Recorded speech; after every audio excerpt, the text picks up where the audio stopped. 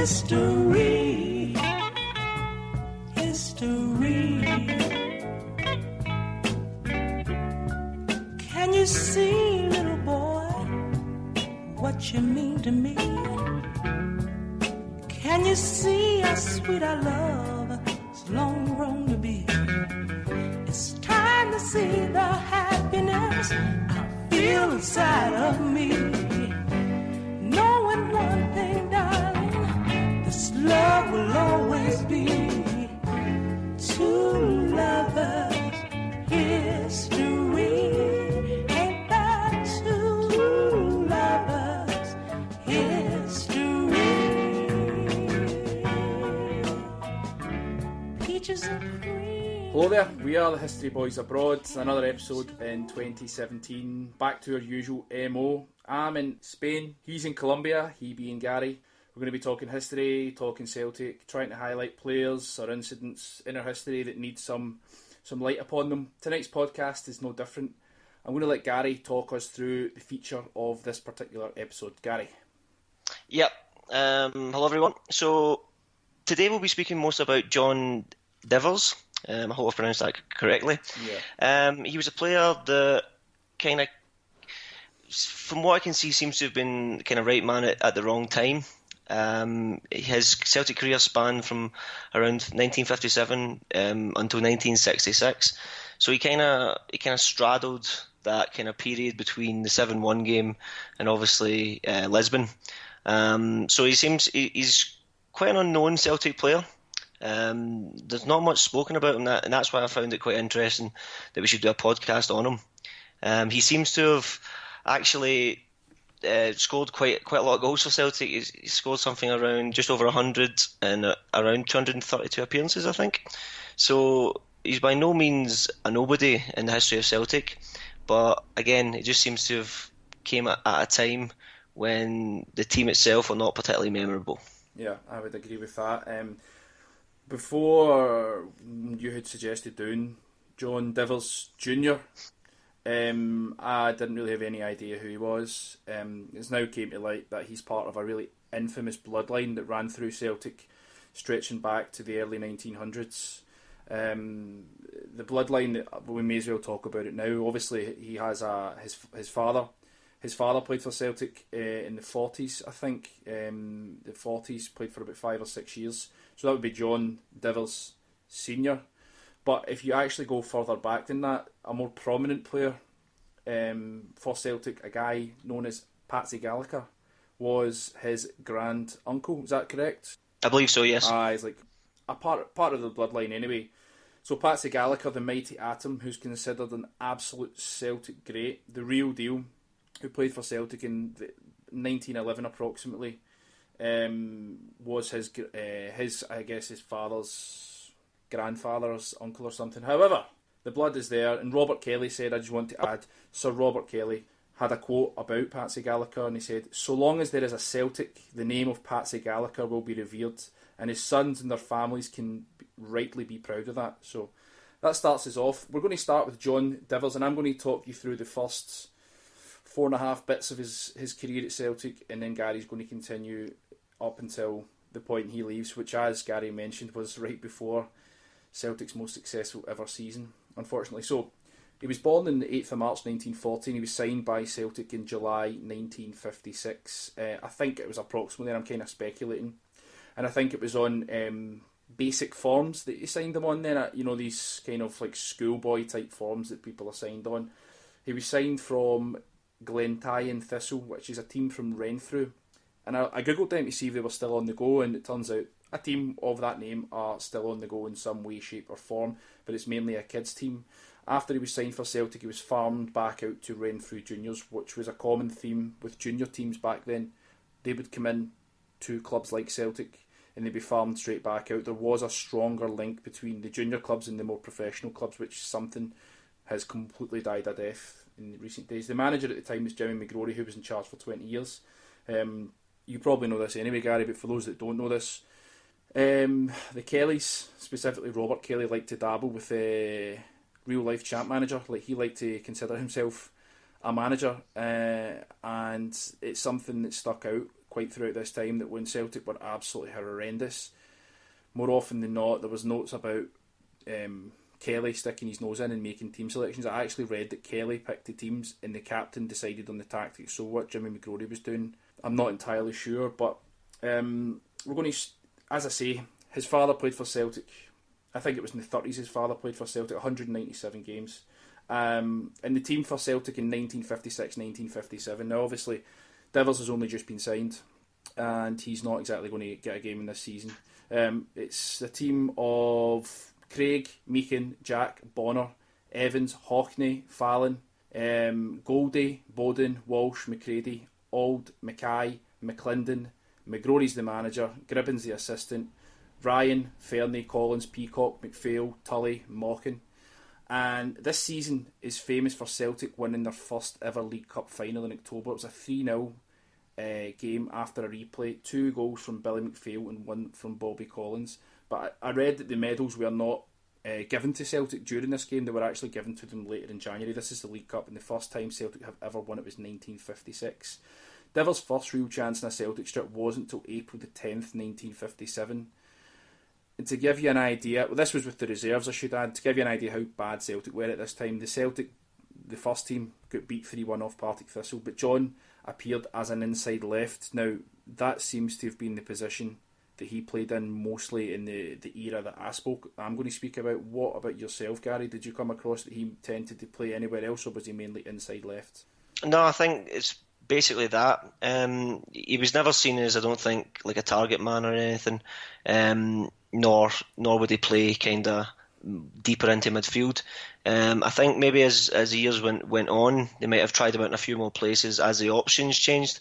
Which obviously I'll go into in my part, when you see a lot more competition coming in for those kind of attacking places. But yeah, mostly he's kind of playing that kind of attacking mid, inside left role. Yeah, inside left.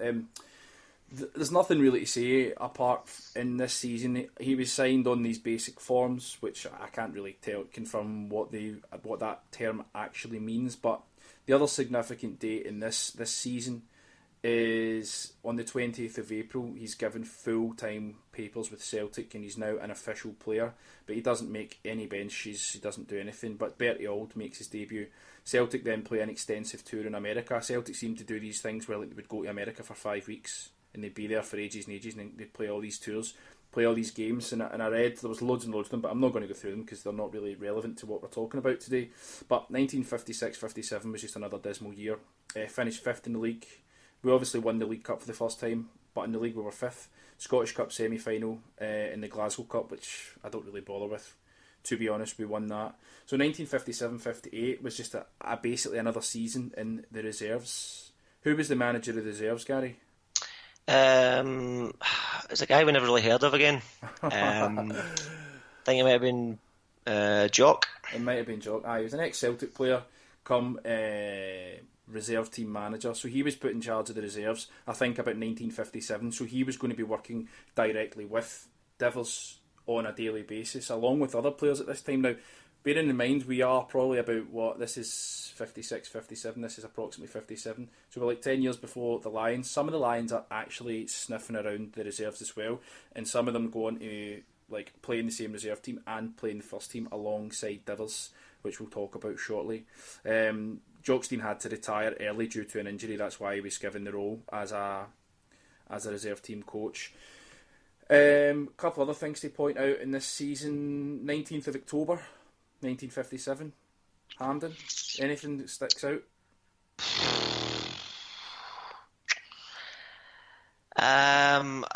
I'll give you the honours. It is your time, so I'll give you the honours for it. 7-1. 7-1. McPhail hat-trick, Mockin 2, Wilson and Fernie. 7-1. Hampden in the sun. And the dance as well. That's it. So that's the season of that game. The 16th of November is also quite significant. Bobby Collins injures an ankle and Devils steps up to play the 16th of November against St Mirren at inside right, not inside left.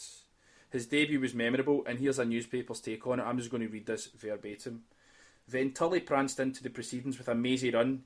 He beat off 3 Wilson tackles before parting to Devils, who shot just past. St Mirren resumed attack operations, with Gemmell providing the ammunition in the form of the neat passes. Mackay sent 2 first-time efforts swirling through the gloom towards Beattie. St Mirren's football was an eye-opener, and Buchanan looked a most capable deputy pivot for a player making his first big game appearance in this position. Such St Mirren's brilliance was obviously not according to Celtic plan, and gradually began to come into the game. Came the 22nd minute, and it was a happy Divers boy. McPhail trailed a ball to the right, and when he sent over a hanging cross, Divers, in caps, all caps, used his head to score his first ever Celtic goal. Divers was playing good inside forward play and was only inches out with a 20-yard shot from a McPhail service.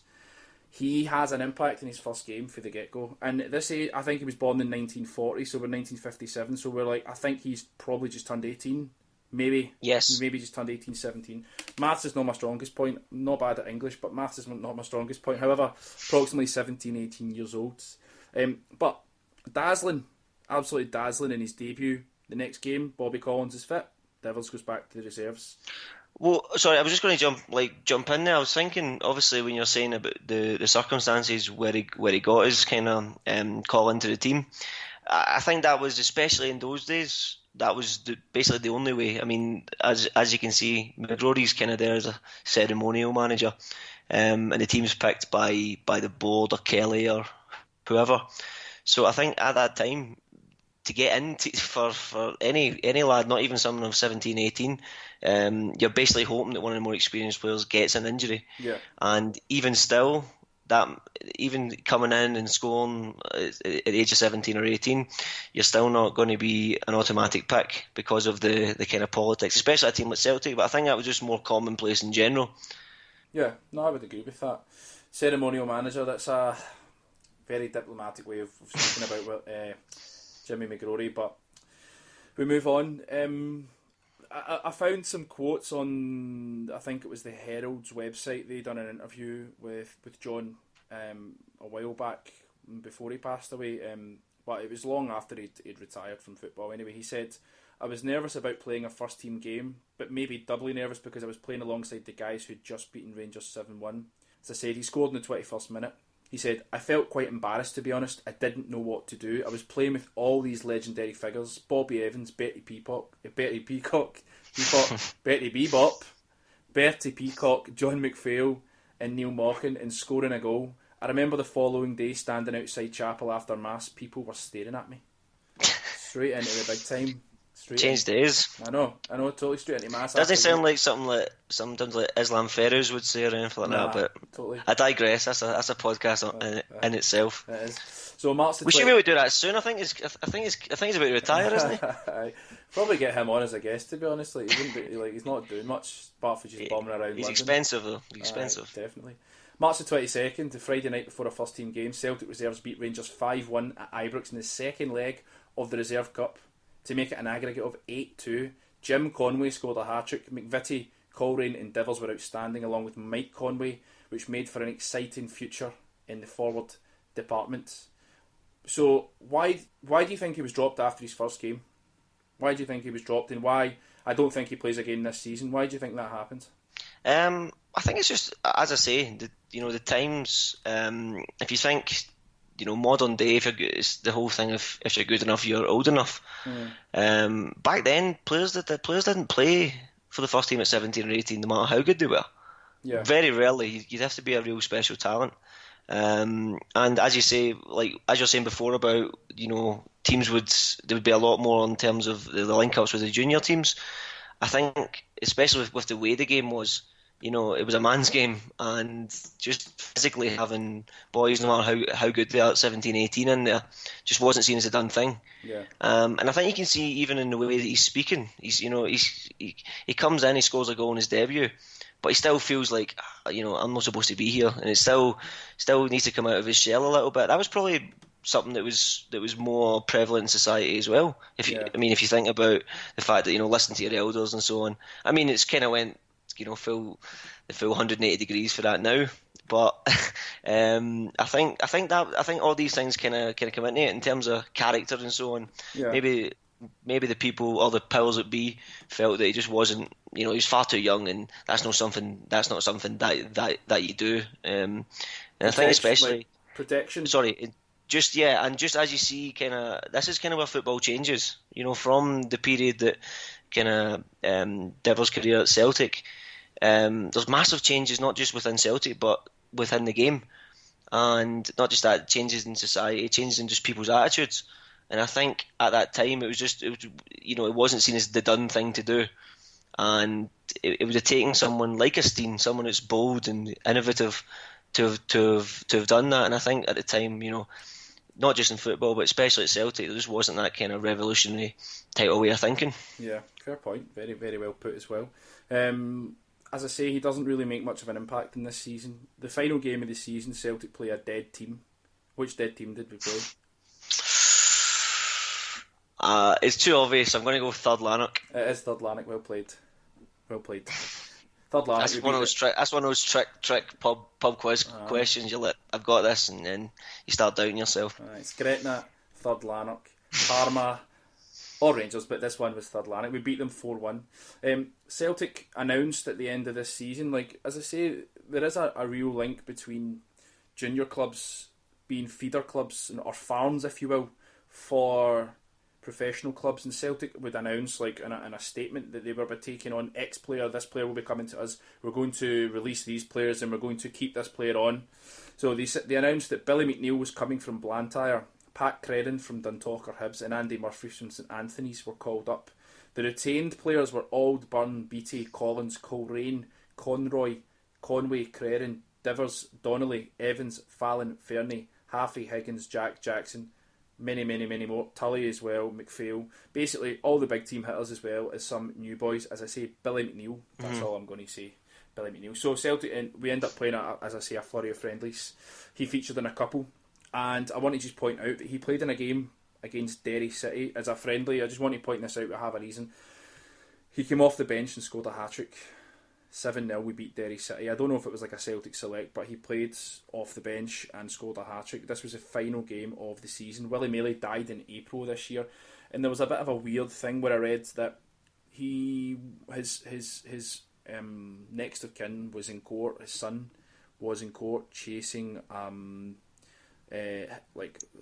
not chasing, there was a dispute over his will, and his son had shown that Willie Maley had written his will in the back of a Christmas card that said that he left all his money to X and Y and Z, and the court said that was sufficient enough proof that he was going to get the money. Whoever was claiming the money, the Christmas card proof was enough, which I thought was really interesting. It's a little bit of a I was expecting something like Celtic have done him out of money or something like that. I was just I wasn't sure what I was thinking, where's this going? And I thought just shows you what kind of the opinion about the board and stuff like that at that time. Yeah, I was just like, it's got to be something. This guy's given 60 years to Celtic, and is Celtic going to try and shaft him over something? But anyway, totally. I should reiterate again, there is a real situation where the manager is just, it seems to be the manager is just being told what to do, and he doesn't seem to have any power, and the Kellys are just sort of running things. And there's an incident that we're going to talk about later on, which I couldn't believe when I read it, but Celtic finished that season third, slightly better than the last season. It does get worse from here on in, I should add. 46 points, 34 games, 19 wins, 8 draws, 7 losses. We won the League Cup, as we spoke about, the Scottish Cup, third rounds. I want to just ask a little question about inside left. Do you want to just tell us what that means in today's football? What position would that be? Yeah, so I think, not that I've got Wikipedia up for it or anything like that, but according to an unnamed source, in football, the position of inside forward was popularly used in the late 19th and first half of the 20th centuries. Inside forwards would support the centre forward, running and making space in the opposition defence, and as the passing game developed, supporting him with passes. So yeah, it's just kind of broadly analogous, broadly kind of similar to the whole or a second striker. So yeah, he wouldn't be the main target man. He'd just be seen as playing out in that left hand side, kind of like Scott Sinclair would for us these days, I'd say. And he's just kind of given. I think back then, depending on, I think the winger, because you usually have the inside forward is quite separate from the winger, as such that the winger's only supposed to stay out wide, and they were very kind of rigid with their positioning back then. If you were a winger, you were expected to constantly just take a man on and whip a cross in, which is kind of the role at this time that Betty Auld was playing. Betty Auld, we obviously know, was kind of reinvented as a kind of tough tackling centre mid, but in his first spell at Celtic, he was primarily used as a kind of left winger. And I remember reading his book, and he was just basically told, "Your job is just to continually supply crosses for the strikers." So somebody like a Devers would have been a little bit more like a kind of Sinclair, maybe, and Pashier's Commons. Obviously, Commons isn't the most mobile, but so yeah, somebody like Sinclair kind of coming in and kind of making a nuisance of himself just off the main striker. Yeah, that's a fair point about Commons. Obviously, we know he's not mobile, but I don't think Devers was the most mobile. Reading through, I'm not sure he was seen. I think he was quite tricky, but I don't think he was the most mobile or the fastest of players. But it's quite a good way to put it. Like somewhere kind of in between playing up front, a forward position, but not a winger, but something in between, but not like right out left, inside left, I guess. But we'll move on to 1958-59 when this was his first real foray into being a professional footballer at Celtic. He was now 18. And he had a great debut, as I mentioned. But the hat-trick at the end of the last season, as I spoke about, he scored 3 goals coming off the bench in a friendly against Derry from McGrory Celtic. So hopefully now he's going to make an impact in the squad. The squad for that season is McNeil, McPhail, Haffey, Evans, Beattie, Auld, Peacock, Jackson, Fernie, Crerand, Wilson, Conway, Fallon, Mackay, Mochan, Lynch, Tully, Divers, Coleraine, Carroll, Murphy, Smith and Collins. So this year is significant straight off the bat, straight away for Billy McNeil starting to really put his name on the team sheet. Billy McNeil starts getting a game. He's just signed, as I explained, the last season. He was retained. So Billy McNeil is starting to become a prominent player. Basically from 1958 until the moment that we're speaking, Billy McNeil is fucking the man. And he played alongside Devers in the reserves intermittently. August, we've got a mad wild flurry of these league games, these League Cup games that we always seem to play. One heavy loss to St Mirren, 6-3. With Celtic being qualified for the next round of this League Cup, you'd have thought that the management and the directors would have experimented a wee bit with players, but Devers and other such players were not added to the team. But a strong team with Tully, Collins, Mochan and Auld, and even McNeil, and Collins was eventually sold quite soon after that. We start the league with a loss to Clyde. Teams like Clyde and Arbroath and Queen of the South and Stirling Albion, Airdrieonians, unfortunately they give us a few scalpings along the way, and they're all part of this expanded 18-team league that was available in Scotland. It's called League Division 1, if you didn't know. One talking point for September is an 8-1 away win at Cowdenbeath in the League Cup. And the game was played at 5:40 in the afternoon, and I think it was a midweek game, and I have no idea why. It seemed to be very common, these games played at like 3 o'clock on a Wednesday afternoon and stuff like that. So yeah, I'll continue. The thing that stood out about this 8-1 game was that Sammy Wilson was quite a prolific goal scorer for Celtic. He scored 4 goals in this game. Sammy Wilson. Coleraine as well is another name that I've never came across that seems to do very, very well for Celtic. Coleraine and Wilson. Wilson was really prolific in my opinion. 70 games, 46 goals. He only lasted 2 seasons. Big impact, but left. So it's kind of interesting. Like a guy was there for 2 years, scored a lot of goals, and then he was gone. But I want to point out he was quite friendly with Billy McPhail, and they had a bit of a kinship on the park. One little side note: McPhail suffered from dementia later on in life, and I think that he then went to court to claim that the ball that was being used when he was a professional footballer was part of the reason that he became a victim of dementia. So he took it to court, and I'm not sure if he won or not. I don't think he was successful. I'm not sure, but I found it quite interesting that he would take further down the line. Obviously, the ball would have back in the day would have been solid, and when it's wet, it was even heavier. So, yes. Yeah, so that's something that's different these days. And I think, just in modern day, the family of a kind of similar campaign now. Obviously, it's getting a lot more traction now than it probably would have back then. would be the West Brom striker Jeff Astle.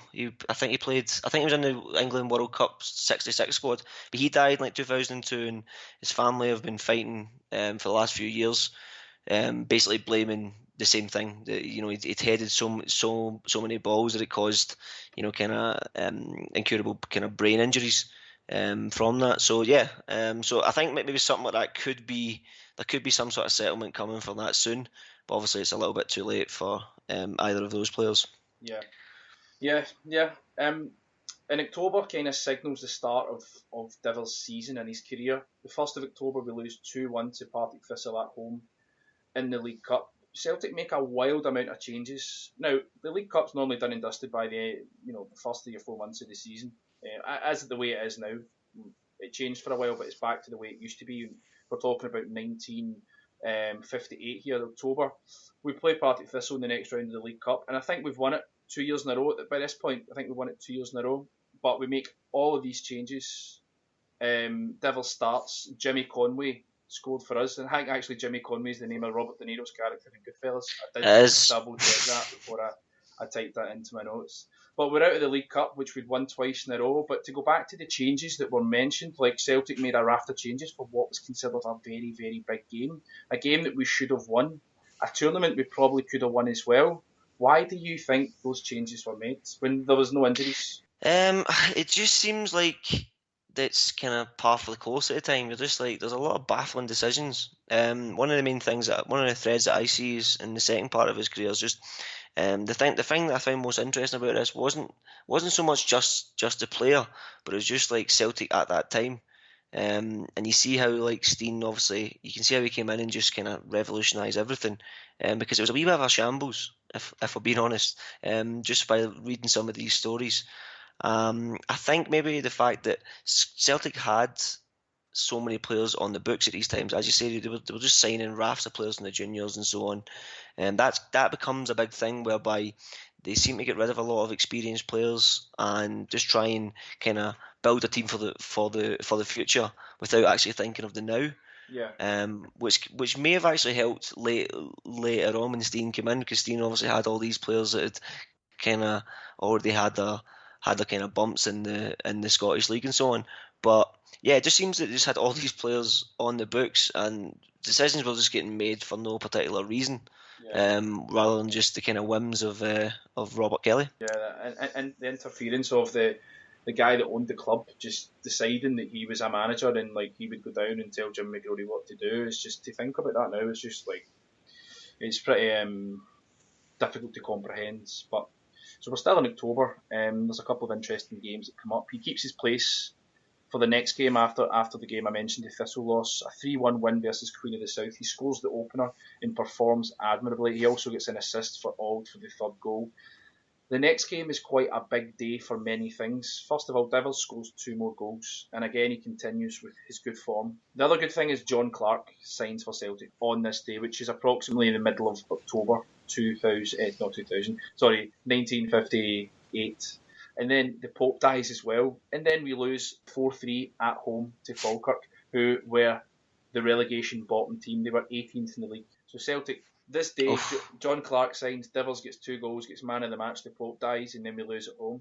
I just want to read a pinch of a newspaper report. And the headline was called Dashing Divers. It says, inside a minute, fans on the terracing were acclaiming one of the slickest goals seen at Celtic Park for many a day. Coleraine beat Hunter near the corner. Bored along the goal line, and his chip across was met flush in the forehead by Devils in all caps, and was in the net before a soul on the ground realised what was happening.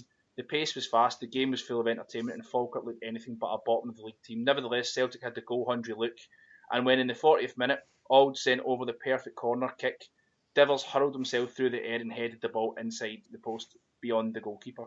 Another first-class goal, and that was half-time. Apologies for the reading of that. It's like, it is a newspaper clipping, so it's blurry as fuck. No, that's alright. It's cracking journalism. Yeah, makes you long for it when that's it.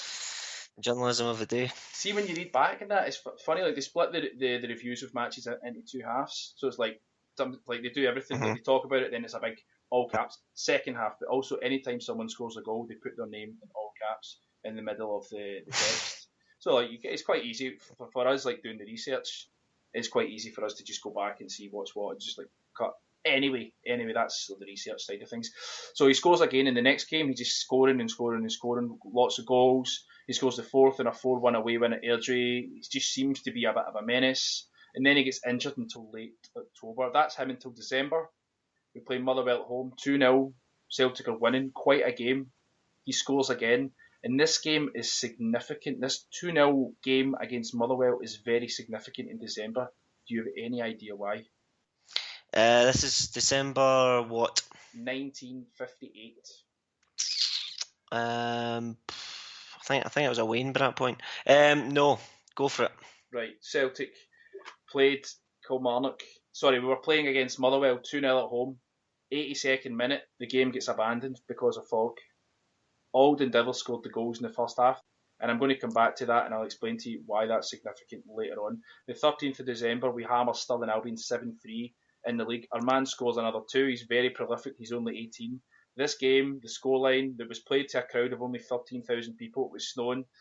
Two teams were like, fuck it, let's play a game. 7-3, 10 goals. Here we go. Absolutely unusual to see 10 goals being scored in any game. So he's now getting a regular game when he's fit. He plays in a 1-1 draw with Hearts and a 3-1 win versus Clyde. And we end the year of 1958, going into 59, half of the season, 6th in the league. We have played 17, won 7, lost 6, and the rest are draws, and we have 18 points. So, we played the Huns earlier in the season in September. There was a Huns game that I never mentioned because Divers never played. But anyway, there was a Barney. There was a massive uproar within the crowd. There was violence. There was this, there was that. And there was like a big sort of... there was a... What do they call it? What was that thing that they called it? A summit when Lenin... The summit. It was called This Summit, wasn't it? There was... That sort of thing happened again. It was like, we're going to try and get fans banned from the stadium or like limit the capacity. We're going to stop banners. We're going to stop flags. So way back in December, the next time the game came around, and I just want to add one little thing about the game in September. I think Celtic lost, but the headline of the newspaper reads, Rangers given shock decision, because Rangers got the dodgiest of decision in a penalty, and I think they scored it, and I think they won with it. So it's not a real shocker. I know. So anyway, the New Year game versus Rangers, Divers plays. We lose 2-1. Banners and everything removed. There's been a real push for the judicial system just to fucking absolutely clamp down on the fans, which sounds fucking far too familiar for my liking. But basically, we play Rangers on the 1st. One day later, we play Motherwell on the 2nd. So we're playing 2 games back to back. And this is the abandoned game. This is the aforementioned abandoned game. Right. Celtic are obviously winning in the first game, 2-0, up to 82 minutes. So there's 10 minutes of the game left. The game gets abandoned. So they replay the game. They start it from scratch. Celtic are winning 2-0 at half-time. Devils have scored both goals at half-time. The game finishes 3-3. This is a league game, not a cup game, so the only reason it's a replay is because it was abandoned, not because it was a draw. So we go to replay. We're winning 2-0 at half-time. I think we're winning 3-1 until the last 5 minutes of the game, and they score twice. Can you believe that? Tell me it was somebody that was called something Fog. That'd be ideal. Well, I think Dick Beattie was the name of our goalkeeper at the time, and he made a couple of absolute howlers. So they scored 2. That's not like a Celtic goalkeeper, but no man. So they scored 2 in the last 5 minutes, and like the game should only been replayed for the last 10 minutes initially instead of this. Anyway, so we were actually due to play another game on the 3rd of January, so that would have been 1, 2, 3 games each day in a row. But the pitch was totally frozen.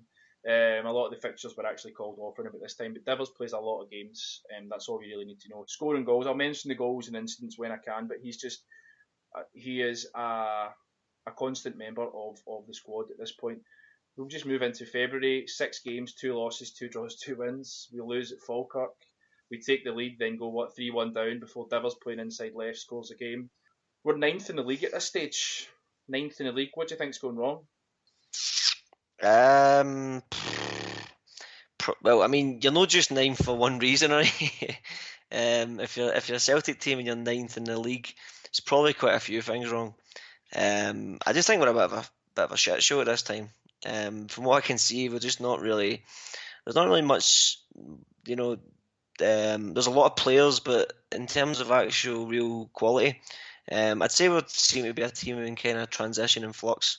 from the looks of it. So a lot of the older players are kind of coming to the end of their road, and they've got a lot of young players trying to bring them in, but they're still very young, they're still very raw. So I think just a mix, and also add in the fact that he couldn't run a piss up in the brewery. It just seems like this is a kind of perfect storm of shiteness. I would agree with that. Like one thing that comes up in the research is like the Celtic team is always very young, very young, very young. It gets gradually younger. The more research I done, the further on I went in his career, the younger the team got, and they were actually called Kelly's kids. Did you know that? Mm-hmm. Yes. They were referred to as Kelly's kids. But Kelly being the manager stroke director stroke owner of the club, who would interfere. But we actually got like a trial of floodlights in the stadium around about this time, which I thought was quite interesting. Floodlights were not very common around other stadiums, and Celtic were installing them in February of 1959. We draw one each with Clyde in the Scottish Cup, who are actually the holders of the tournament. And after a bland first half, Devers scores to equalise. As I say, he's completely relied upon at such a young age. We win the replay 4-3. Celtic had actually jumped the gun a bit and printed 40,000 tickets in between. 40,000 tickets for the semi-final because it was against Rangers. Celtic thought, we're definitely going to win it. We're going to print these and sell them anyway. So luckily Celtic won 4-3. The next round was against the Huns, and I think they beat us.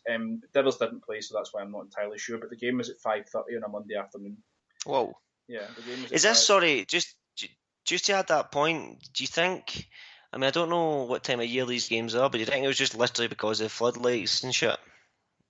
What do you mean? Like why the games are on so early, just to try and get the last of the light? Potentially. I've no idea. That's maybe a good idea. That's probably what it is. Well, there we go. I think so. I'm here for something. So when you're reading back and doing all this research, so many games get called off because the pitch just can't handle the weather. And there seems to be a lot more snow back then than there is now.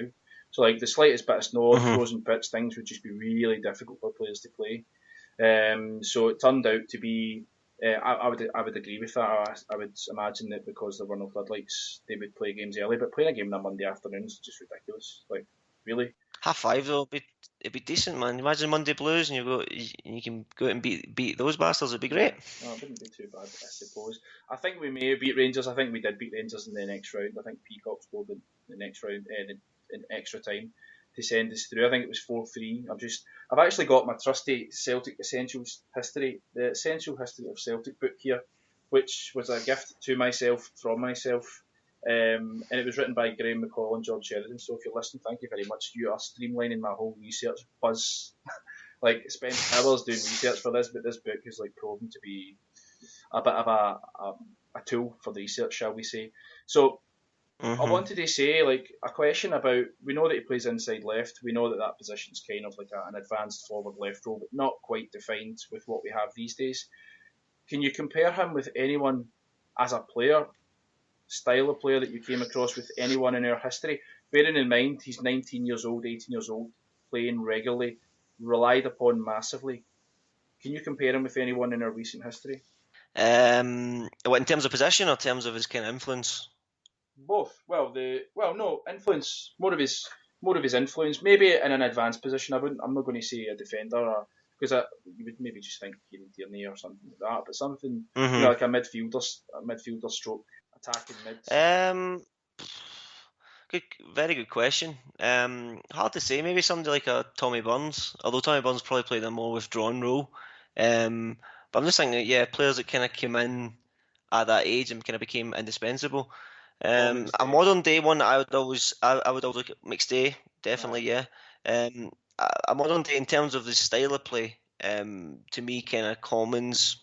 That just kind of, it's been said that in the research that I've done that he had a bit of a strong left-footed shot, and it just immediately reminded me of Commons. A lot of his goals tend to be in and around, or just outside the box rather, obviously because of his position he played in as well. Yeah.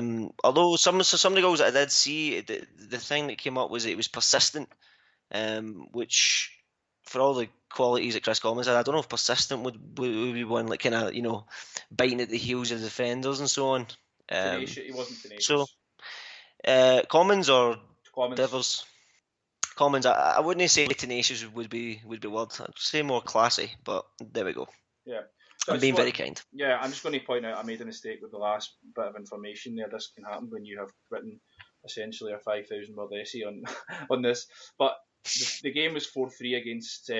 We drew with Clyde in the Scottish Cup, one each. The replay was 4-3, and then the game on the Monday afternoon, Betty Peacock scored in extra time to make it 4-3 for Celtic to go through to the next round against the Huns, which was a 2-1 win versus the Huns. The first cup win against them at Parkhead since 1901.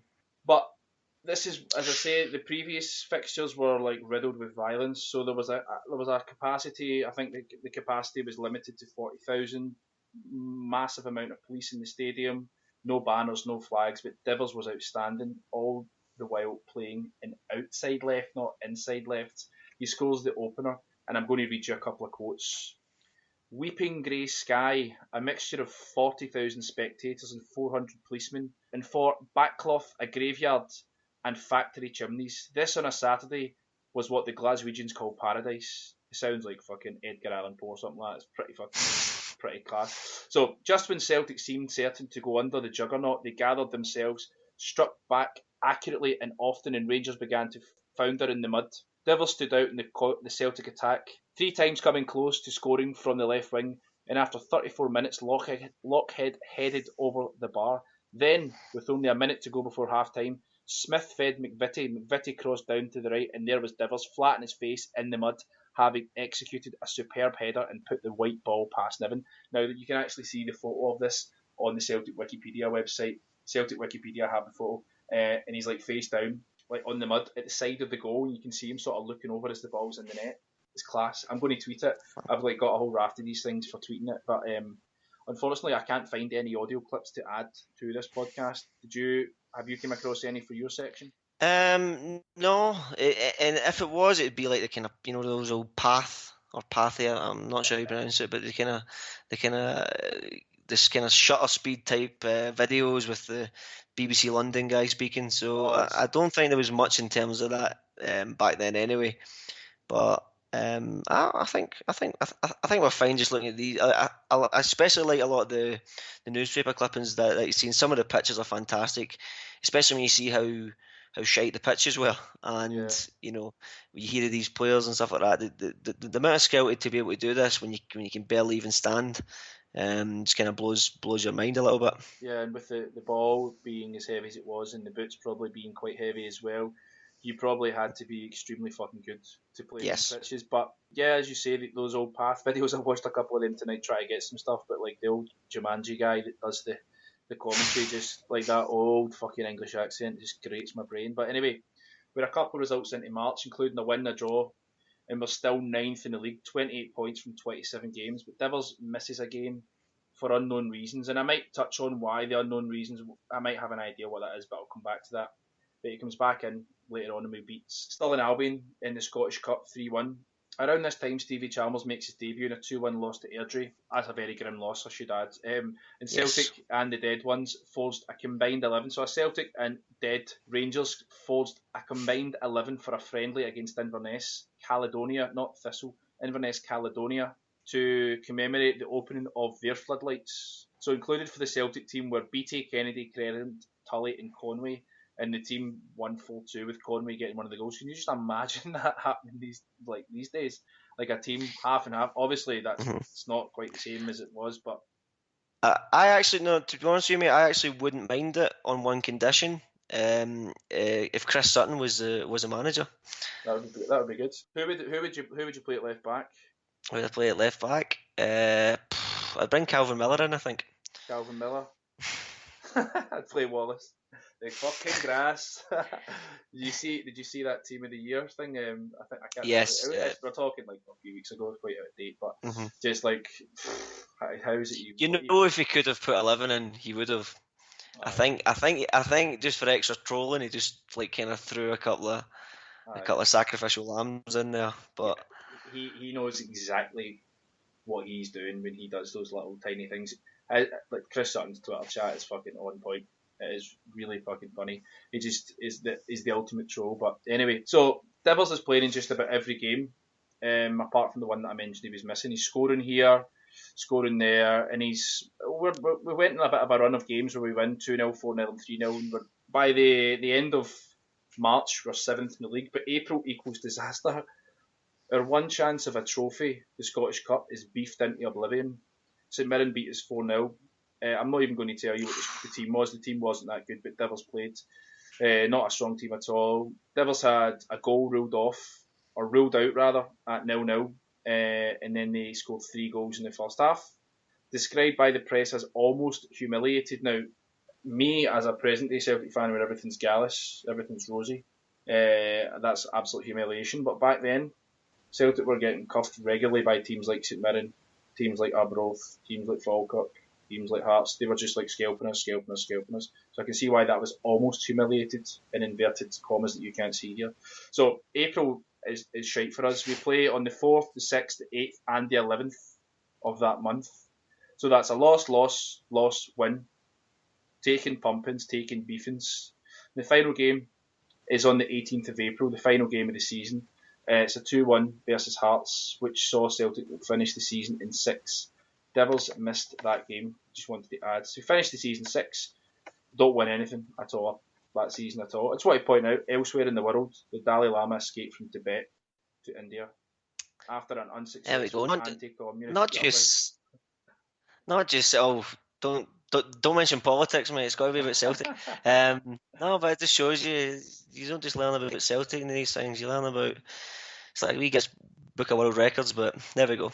Encyclopedia rather. Well, but anyway. the Jackie McNamara senior one still tickles me. Handing out the communist leaflets in Easterhouse. My lips are sealed. Aye, both. So anyway, elsewhere in the world, as I say, the Dalai Lama was on the run, but Jock Stein is still with the reserves. Jock Stein is still there. Devils plays 25 games, age 19, and he scores 11 goals. So 1950-1960, the Celtic team: McNeil, Donnelly, Carroll, Fallon, Haffey, Kennedy, Mackay, Coleraine, Curran, Lockhead, Crerand, Evans, Conway, Mochan, McVitie, Devils, Smith, Jackson, Peacock, Mackle, Byrne and O'Hara. A lot of those guys I'm not really familiar with, to be honest. Some of them I'm now familiar with. But so do you think Celtic do any better this season in 1959-1960? Well, I'd be lying if I said I didn't know, because I've researched it a wee bit as well. So no, I'm just going to go in. No, we didn't. Celtic finish.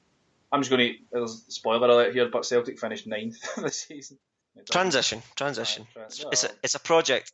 It's a project that Jimmy McGrory. I keep saying Millie. Jimmy McGrory's been in charge for nearly 15 years at this point. So I think the transition is not true. But however, so August is just it's a 20-year plan, mate. 20-year plan. Yeah, it's no. But the League Cup group format that we seem to be in, we're picked with teams that are quite close to us geographically. Wraith Rovers, Partick Thistle and Airdrie. We don't play very well, but Devils is playing for the reserves around about here at this time as well, because he's still only 19 years old. A funny story around here was to do with Bertie Auld, like the start of this season. He'd played, I think it was a game for Scotland in Holland. He got sent off, and I'm going to read this verbatim. This is from Celtic Wikipedia website. This is verbatim from them. The situation with Bertie Auld appeared to be becoming complicated. Originally sent off during the Holland International in Amsterdam, the match referee has submitted a report to the FIFA and the SFA, which described Bertie's offence as pushing an opposition player in the face with his boot. I took that as booting the guy in the chops. Well, I mean, you don't need to get all Lee Wallace about it. He pushed him with his foot. That's it. He pushed him with his foot. We'll leave it there. Yeah. No, so it was actually, to be honest, it's funny. The SFA got involved, and it was a big stramash, and he had to sit out quite a few games while he was being investigated by the SFA and FIFA. And at this point, I think he had a bit of a falling out with the club. And as you pointed out earlier on, some people may not know this, but Bertie Auld leaves Celtic and comes back later on. He comes back in 65, is it? Yes, it was Stein. That was his first thing that he done, was to go and bring him back. I think, obviously, again, this is kind of going off on a wee bit of a tangent, but it was said, obviously, Kelly hated Auld. That was kind of the reason why Auld was sold. He just didn't fit Kelly's idea of what a Celtic player should be. He actually said he does not possess the Corinthian gentleman spirit, indicative of a Celtic player. And as you can imagine, Betty Olds from Maryhill.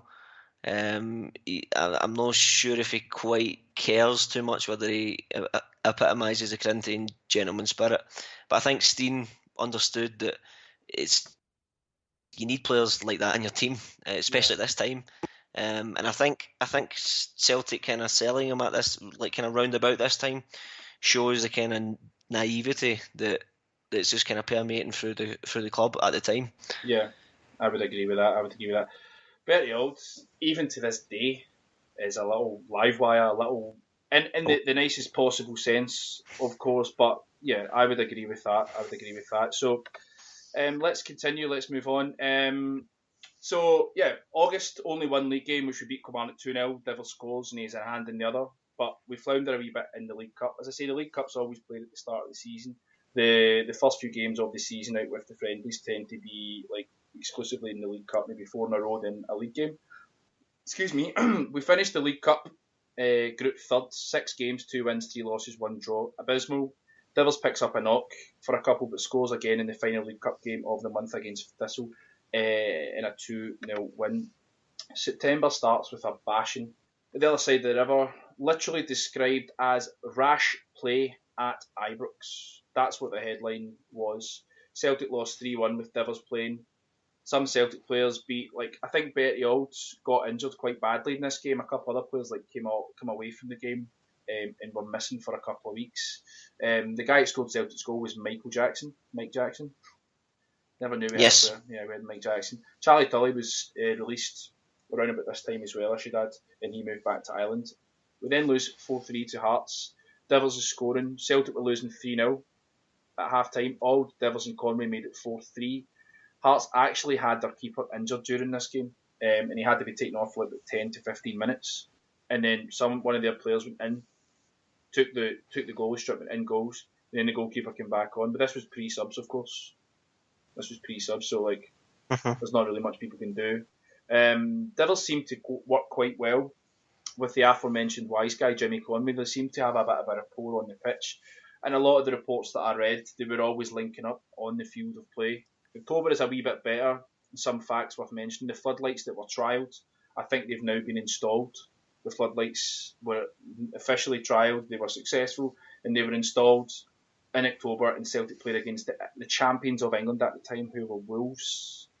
And I think around about this time, we put numbers on the jersey. We trialled numbers on the jersey in October, which we spoke about. The Crest and the Kits episode, if anyone's interested in that. It's quite long, but I thought it was quite interesting. It's episode 13 of this podcast that we do. Robert Kelly's wife does the honours of switching on the fucking lights. Don't ask why. I'd imagine this big novelty switch in the middle of the pitch, and she's just pressing it down. But yeah, probably not. So, my next question: we lose 4-2 to which dead club? Well, I reckon it's going to be the one I think it is now. Would it be the club that played at Mordor? It's not. It's the club that used to play in the south side of Glasgow, like the real south side of Glasgow. Third Lanark again. Devils equalised for us in this game, but 3 second half goals put us to the sword. Devils then scores 2 in the game after that, and then he goes on a bit of a scoring run. We keep the same team as the last game for a game against Hibs. The fans actually are starting to get a little bit of a confidence because we battled Hibs and we battled a couple of teams prior to this, but we draw 3-3 with Hibs and we're 6th in the league. Celtic are considered, again, young and quite inexperienced, a wee bit like the Zombies, if that's kind of a comparison I can make. November, we're losing at home, losing at half-time. Albion Devils claw back, but we lose 3-2 to Ayr. Shambolic. The bookies were legalised this month as well. I should point out November 1959, the bookies were legalised. Bertie Auld is now becoming quite a prominent member of the Celtic squad, and Devils as well. Scores a hat-trick in a Celtic play Dunfermline in November. We win 4-2, and Devils scores a hat-trick in 15 minutes. Sorry, that should be within a 15-minute window. He doesn't score a hat-trick within the first 15 minutes. Do you think he scores a hat-trick from the 14th minute to the 30th minute or something like that? The next game, Devils hits a shot that's so hard that knocks a keeper out, and he's stretchered off. he actually knocks the keeper straight out. Should have hit the net. Aye. That was his problem. Aye, that was the. He did score. He didn't do too bad in the goal front. We played Stirling Albion 2 each, and there was an own goal for either side. It's just that it seems like a bit of a comedy season. As I say, we're a young team, so we're in December. In November, we play 8 games: 4 in November, 4 in December, 4 losses, 2 wins, 2 draws. By the start of December, we're 12th in the league. Celtic's final game of the 1959 year is a 2-1 loss at Kilmarnock. Devils misses the last 3 games here for unknown reasons. He scored 10 goals so far. Right, so the unknown reasons we alluded to earlier on, I came across further research. Now, when I do the research for this, like, I'm reading as many sources as I can. I put it into like an essay style, bullet points, blah, blah, blah. So when I do a bit further research, you can go back and edit it. So like what I came across was that at this stage of his career, he had some issues when he was 19 years old. He nearly had to retire. So I'm just going to read this. This is from the obituary that was on the Herald website. It says, when Devils was 19, he nearly had to give up the game after he was diagnosed with an occlusion, which is a narrowing of an artery in both legs, but particularly in the left. He says, I remember the surgeon brought me along to his office and put up the x-rays. I can still remember him saying to me, what age are you? 19? You may be 19, but your legs are over 70. I've never seen anything like it in someone as young as yourself. I hope you have another career. Then he says that he went to Dr. John Fitzsimmons, who was the Celtic club doctor, and he said to him, that's dynamite. No one at Celtic Park is to see that, the medical report. So I'm pretty sure at this stage, the doctor at Celtic was like, don't show this to anyone at Celtic. It's dynamite, as he described it. He says it was like going about with heavy diver's boots on my legs. He says divers is too slow. People would say divers is too slow. It actually says diver boots. But divers is too slow.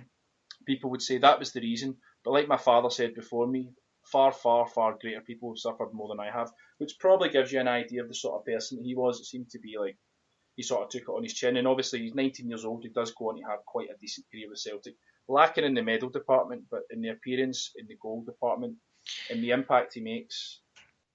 No, sorry, just from what you're saying there, that's something that I didn't actually know, and to get that kind of diagnosis at 19 and to go on to have the career that he's had, no matter, it doesn't matter what trophies he wins, his record stands up there with anyone who's ever played for Celtic, and for him to have achieved what he did with that, and even to have that kind of attitude, just kind of puts him up in my estimation even more. Yeah, and this is why we this is the reason this podcast, like the reason obviously is to sort of speak about guys like this, but when you do research and you cover a little bit more, it makes it much more worthwhile. Like I spend a long time doing this, but these little tidbits that you come across is one of the main reasons I like to keep doing it and getting a thrill from it. But so that's January. Approximately January 1960. The 1st of January we lose to the Huns. The 2nd of January we lose to Hearts. That's 3 games in a row lost from the previous one in the last game of the season, the last game of 1959 against Kilmarnock. So it's absolutely disastrous. We're third in the league, lost 3 in a row. The team that lost to Rangers, Haffey, Mackay, Kennedy, McNeil, Evans, Peacock, Carroll, Smith, Byrne, Mocken, Auld. I guess it's not even the worst team that we've ever put out there, but we win the next match. As I say, Devers is missing because we now know that he had an issue with his leg, which went on to affect him later in life, which we'll talk about at the end. But he comes back into the team and he makes a bit of an impact. I think that we missed him in the games he was missing because, as I say, we went on a bit of a losing streak, and he wasn't playing, and he comes back in and things sort of change a little bit. Let me see. Something special happens in February. I'm just going to jump right to February. We play 3 games against St Mirren. 2 of them were replays. First game, St Mirren in the Scottish Cup. Devils is credited with the goal, but the goal was awarded to Alec Byrne. I don't know how. Maybe the book that I have here, it mentions it in that. I never found it in that book, but Celtic Wiki suggests that it wasn't Devils that scored, but it was Byrne that scored.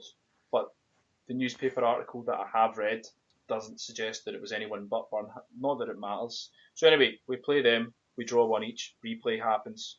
11 days later, we play again. The score, 4 each.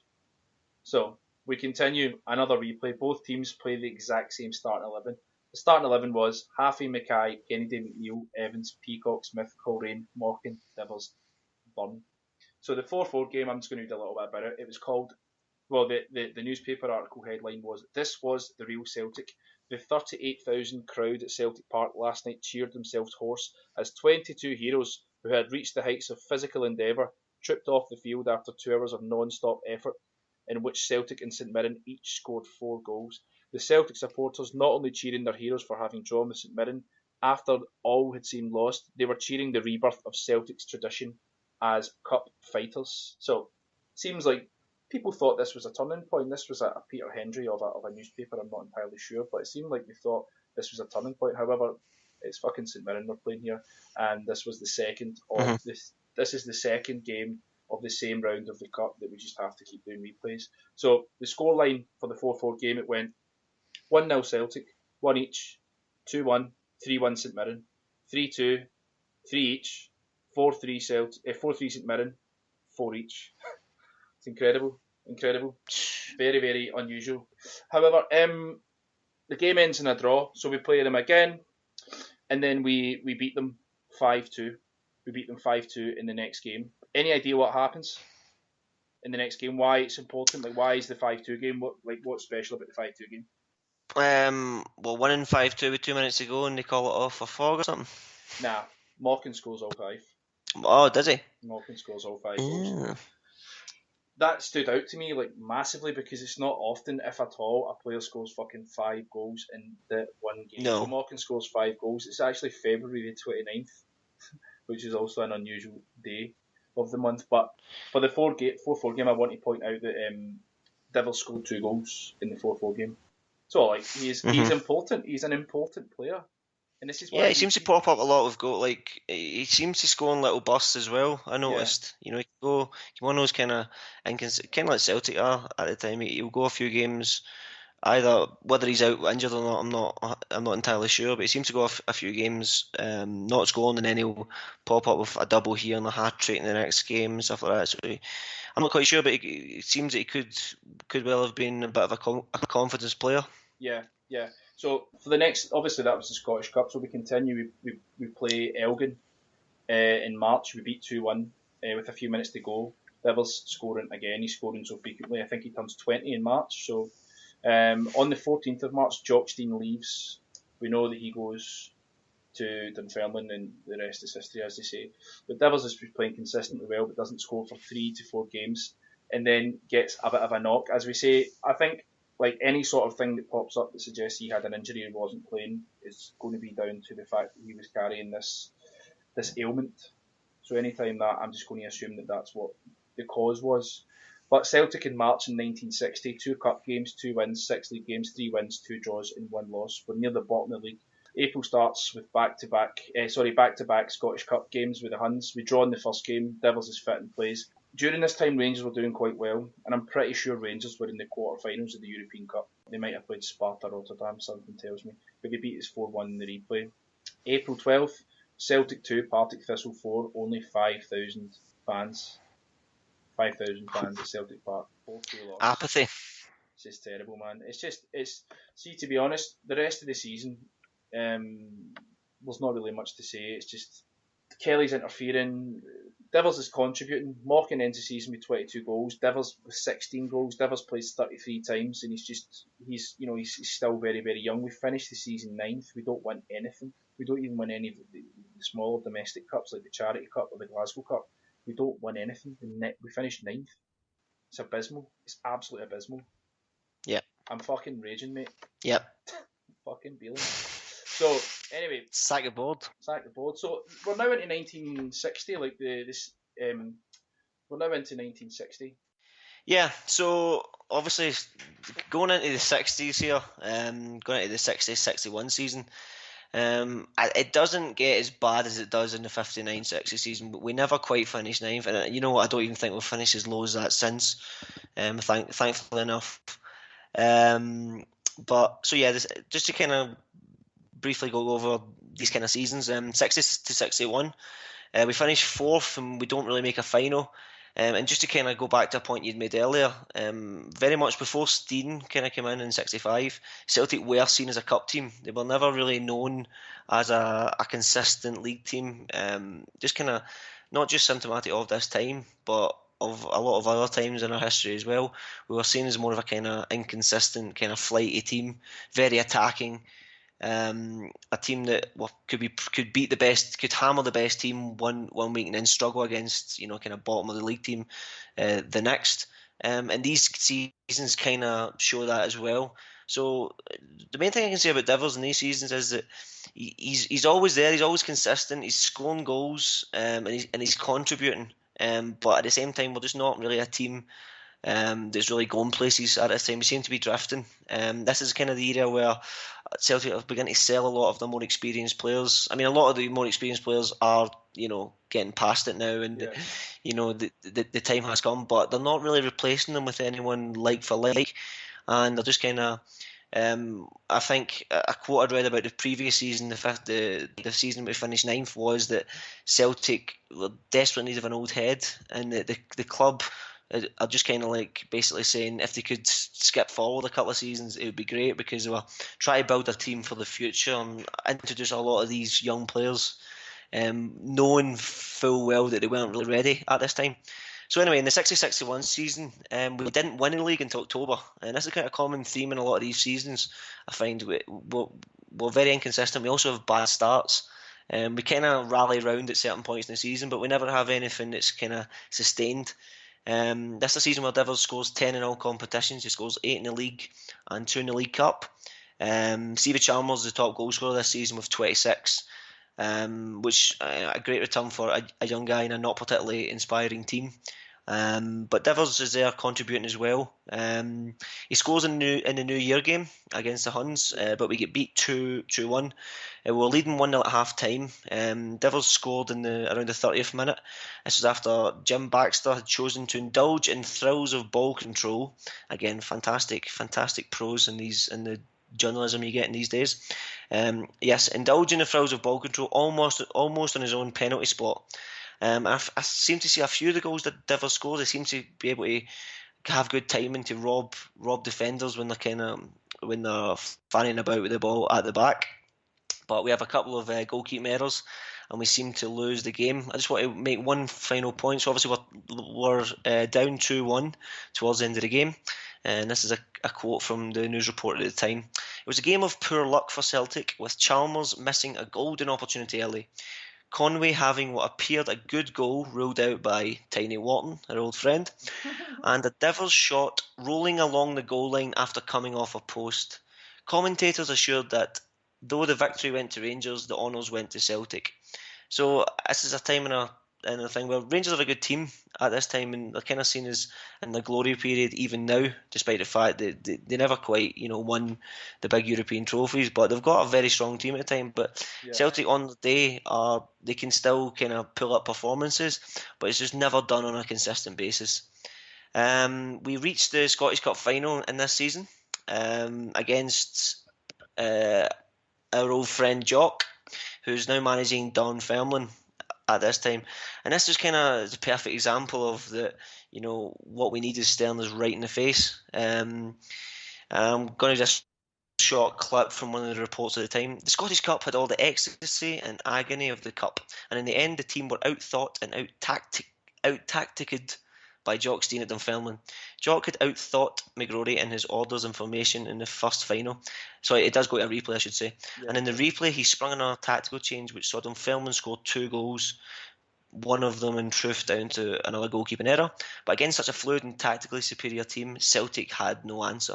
So this is Celtic against Dunfermline here, and you can just imagine what Stein's thinking, that he can kind of take this journeyman team, this parochial little team like Dunfermline, and beat Celtic in the final with not ease, but relative ease when you consider the difference in resources and difference in quality of player. So I mean, we can even see from 4 years before he actually gets appointed that the solution to our problems is kind of staring us right in the face. Yeah, I mean, I'm going to sorry, jump in. You wonder what Stein was thinking that entire time he was there. Like Stein being the captain of Celtic on occasion. Stein obviously was the reserve manager, while McGrory was being told what to do by above. Like, you wonder what Stein thought of that. And obviously when Stein comes in, he was like, I'm only doing it on the basis of full power, which he was granted. But apparently still, even when Stein was in charge, like people would come in, like Kelly would come in and pretend to give a team talk, and then as soon as the door was closed, Jock's like, right, forget that, this is what you need to do. But it's just a thing that stood out there was, I would love to have known what Jock thought of the meddling of the Pillars Above. No, I mean I've read Arch McPherson's fantastic book on Stein, and he speaks a lot about this kind of time as well, and like the kind of Stein was he was actually very good at managing up. He was very good at dealing with directors and so on. Like a lot of kind of very talented managers can't quite deal with that end of it. You know what I mean? They tend to get in fights with directors and so on, and fall out with people. Yeah. Stein was, from what I could see, was very good, and he was in people's ears and so on. I think he's just, in terms of, he had absolutely everything in terms of what a successful manager at that time would have needed to have, and I think a lot of it probably comes from his time walking down the pits as well. You know, he kind of, for want of a better phrase, kind of knew his place. He knew that he was still a worker, and he even said that. He said that as a good quote from Sir Alex Ferguson, where he said, "Like, remember, we are no matter how successful you are as a manager, you're still an employee, and that's how they will see you. The directors never say thank you." So I think Stein was. I think he was smart. I think he knew what he wanted, but he understood that it's not going to be so easy to get it. And I think we'll see. Obviously, I'll return to it when he actually does become manager. But he kind of uses he kind of manipulates Kelly in a very good way. But moving on, we're going to the 61-62 season. This is actually a vast improvement in the team. We seem to be a lot more consistent. We kind of seem to be like not there yet, but kind of on the cusp of getting to where we need to be. We finished third in the league, and we've got a lot more settled team. I think this is a time where, and I'm just going to give a quote again from the Celtic Wiki, it kind of explains the main changes in this season compared to the previous seasons. In the league, the season was surprising in a number of ways. For the first time for ages, Celtic were able to play an unchanged side for a large chunk of the season. And this no doubt helped with the consistency of the football. They were lucky in that there were a few injuries in the period between the end of September 61 and beginning of February 62. The lineup of Haffey, Mackay, Kennedy, Crerand, McNeil, Price, Chalmers, Jackson, Hughes, Divers and Carroll was seen on no less than 15 games and represented a remarkable run. So I think the fact that for once, for whatever reason, I don't know if Kelly just kind of took a bit of a backseat and stopped interfering, or maybe it was a choice of his. Yeah. That Celtic just needed to benefit from a little bit of consistency. So Divers is still in the team. He's playing a lot in this time with a more settled lineup, which leads to a bit of an upturn in the results. And this is actually probably his most successful season at Celtic. He scores 25 goals. It's an amazing return. It's an amazing, very good return, especially from inside left. He's one less than the top scorer, which was Yogi Hughes. That season he got 26. But in terms of goals, it's probably his most kind of fruitful time at Celtic. 19 of those in the league, 4 of those in the Scottish Cup, and 2 in the League Cup. He scores against the Huns in a 2-2 draw in September. And again, it seems in the report, it seems to score the 27th minute against the Huns a lot, around about 27 minutes, 30 minutes. And it says 27 minutes, Devils got an equalised for Celtic after a mix-up in the Rangers defence, but Rangers score a late goal to salvage a draw from this game. Moving on in this season, in December, he scores a hat-trick in a 4-3 win against Hibs. Saying 2 minutes later, I'll start from the start there. An excellent game from start to finish. John Hughes started well and drove the Celtic attack forwards from the off. Just a time we see kind of Yogi Hughes come in as well. So perhaps somebody who's very different style from what I can tell from Divers. Divers would be more of a kind of tricky inside left, whereas Hughes is more like kind of battering ram, kind of dribbler, big, fast, you know. So it's kind of clashing styles, but they seem to combine together well. So when Falcon opens scoring for Hibs, 2 minutes later, Devils equalised after a good move involving Kennedy and Price, which was finished by the forward. Moving on a little bit into the second half, Hughes equalised, and 5 minutes later, Devils had his second. Hibs kept at it and equalised in 77 minutes, but Celtic's hard work paid off, and Devils completed his hat-trick with a flying header from a Hughes cross to give the boys the points. So he's got a kind of penchant for the spectacular, from what it seems. He seems to score a lot of kind of flying headers or spectacular goals as well. Yeah. Moving on, he also scores 2 in a 4-3 win against the Diet Huns in February.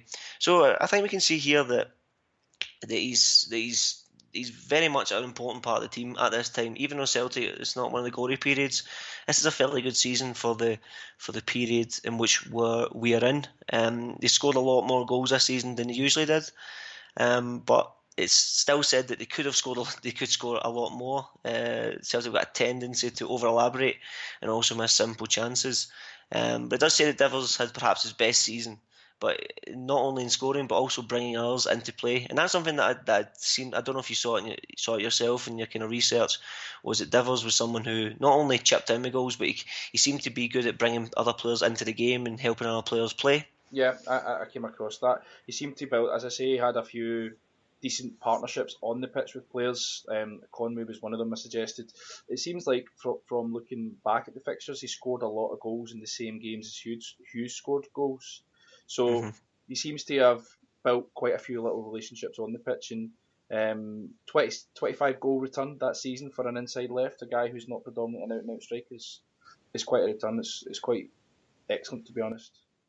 Yeah. I mean, this is he would only be 21, 22 at this time, and obviously speaking about the injury problems that he's had, it's quite remarkable that he has a season where he scores 25 goals and plays. But I think this kind of a season like that perhaps shows the kind of the sadness of this time. Just like if the players were just kind of been allowed to have a settled team and get on with it without any kind of fucking circus around them, then perhaps would have achieved a lot more. But then again, it might have led to no Jock, so we can't really complain about these things. He actually played 46 games that season, which was the highest of any player. Yes. No, he's seen as someone who's indispensable this time. Considering the injury that he has, and then he continued to have for the rest of his life. 46 games in the conditions that we spoke about, and then the return is incredible. And he is 22 at the start of this season. I know, I think 22, 21. No, he's definitely someone who's seen as important to the team at the time. But this is a time as well where a lot of new players are kind of coming in, and it's kind of moving into 62 and 63 now. You see, obviously Hughes is emerging. Lennox has been signed in 61. He's still young at the time, but Jimmy Johnson's coming through as well. So we can maybe see that the kind of start of the kind of reasons why he didn't continue on. Perhaps it was just we can look at for reasons anyway, but perhaps it's the people coming in, the people coming through rather, are of a better standard than the players that came before. Yep. So who knows? But going into 62, 63, and again, it's just kind of indicative of Celtic at the time. It's a kind of return to the inconsistency that we've seen before. We have a 4th place finish in the league, and again, I think I'm pretty sure we had quite a slow start to this game, to this league campaign as well, and it just means that we're out of contention. But we kind of rally around again. We go on a cup run. We reached the cup final against the Huns, which I'll go into a little bit later. But I just kind of want to talk a little bit about this season because he scores 13, 11 in the league and 2 in the Scottish Cup. Hughes is the top goal scorer again with 21. So not as prolific this year, but again the team isn't as prolific this year. This season saw the departure of Pat Crerand, and he's a player that I've always kind of thought about, because obviously he had a massive career down with Manchester United. Yep. But he was there. He was and he was for all intents and purposes grew up in the Gorbals. He was a massive Celtic man. But from what I can see at this time, Crerand and Auld were just players that Kelly just couldn't take to. I think it's people more than anything, which. I mean, I don't want to kind of cast aspersions on Robert Kelly, but from seeing what I can see, I can make a judgment perhaps that he didn't like the more kind of gallus kind of Glaswegian boys from the schemes. It just seems that way. I could well be wrong, but he didn't like to see that kind of style on the pitch. But I mean, for me, this is a time where Celtic are crying out for players that can mix it a wee bit. We seem to have a lot of decent little players, a decent young team, but we're lacking that kind of nous and that kind of the ability to mix it up a little bit. So I just want to kind of go on a little bit just about the kind of the reasons why Creran was sold. It was not just the fact that Creran was sold, it was the nature of his departure and his failure to please the powers that be at the club, namely Robert Kelly, and his increasingly outdated idea of both football and how a football club should be run. As chairman of Celtic, Kelly was the man with power to make and break careers, and what he said happened. It mattered little what the players thought, or even less what manager Jimmy McGrory felt or wanted. The team was the plaything of Robert Kelly to a degree, and everybody in it had better follow his line or face the consequences. Nothing could epitomise this more than the falling out of Creran with the managerial team of Fallon and McGrory at the New Year's Day game of 1963. He never played again for Celtic. The loss of Creran was not just the loss of a major player who could hit a pass with pinpoint accuracy. It was a statement on how the club was run and who controlled it. Following the utterly dire performance in the replayed Scottish Cup final, which saw a front line which had again been tinkered with by Kelly, Celtic supporters finally began to question who was in charge of team selection matters, and it became perfectly obvious that Jimmy McGrory, as a manager, had nothing to do. He did not pick the team, he did not train the team, in fact he rarely spoke to the team. And Kelly, whilst a superb administrator and stalwart spokesman for Celtic, was not fit to pick the team, and instead he let his own prejudices guide him. So again, looking at what we can, what's transpired both in the time that you've looked at the club and the time that I have, Kelly just seems that he's more of a hindrance rather than a help. Yeah. I don't know what you think. If you want to add any more about Robert Kelly and what you think about him. No, I think he just had ideas above his station. I know his position was quite lofty within Celtic.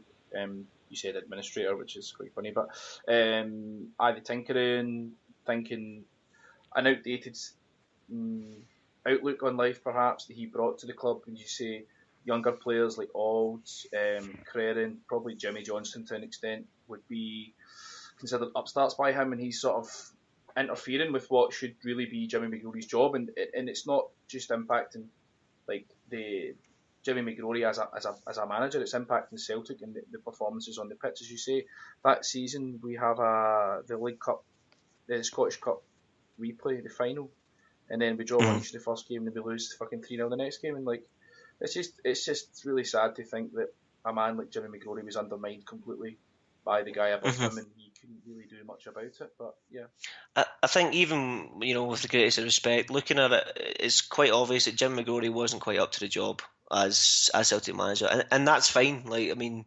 the contribution that he's given, that he gave rather to the club, insulates him from his insulates his legendary status.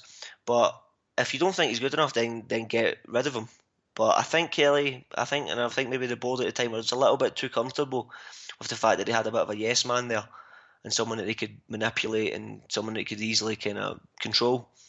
And I think it just seems that at this time, when you see players like, obviously Auld comes back, but if you're a Celtic fan at this time, you're seeing players like Auld and Creran leaving, and you're like, why are these players going? Why are we letting these players go at this time? These are great players who just want to play for Celtic.